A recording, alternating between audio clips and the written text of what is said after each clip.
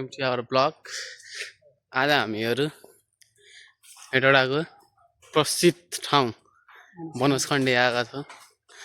म र मेरो एउटा साथी सँगै पढ्ने आलोक भाइ र दुईटा चुतिया के एउटा समीर भाइ एउटा भित्र हो के भाइ। ओ टोयलेटमा के गरिरहेछस्?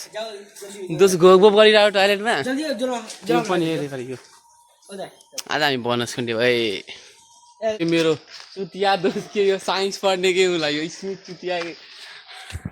अब हामीहरू माथि जान्छौँ कि माथि बनसखण्डीको माथितिर के छ हेर। फर्स्ट टाइम आएको भन्न मिलेन, सेकेन्ड टाइम हो कि थर्ड टाइम हो ल माथिको सिडी उतासँगै सँगै भर्याङ सरी भर्याङ अलिअलि मेरो नेपाली कमजोर पनि रहेछ, त्यही भएर। ओ भाइ ओ कहाँ गएको? ओ शङ्कर मन्दिरको दर्शन भाइ, दर्शन शिवजीको दर्शन के यहाँ बनसखण्डीमा बिहे पनि हुन्छ यहाँ।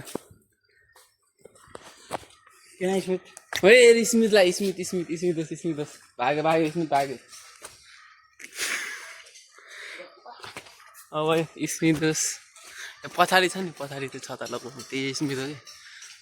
म त्यसलाई ब्लगहरूमा मन पर्दैन आउन, त्यही भएर त्यसलाई किन भने। अब हामी आइसक्यो बनसखण्डी, हार्दिक स्वागत। मन्दिर छ यहाँ भित्र, पुजारी पनि रहेछ। गर्दिनँ कि यो आलुको मैले बाबुले कहिले गर्दिनँ, तर यहाँ मलाई मन्दिरमा आएर के भन्छ भगवान्लाई ढोकिरहेको छ कि। बाबुले कहिले ढोक त्यो पनि चप्पल लगाएर गयो कि भित्र, कस्तो बग्छ थाहै लाग्दैन।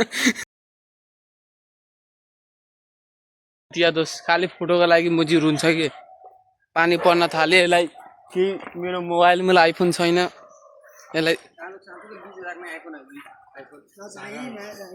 आइफोन 20,000 मा हुँदैन होला दोस्त।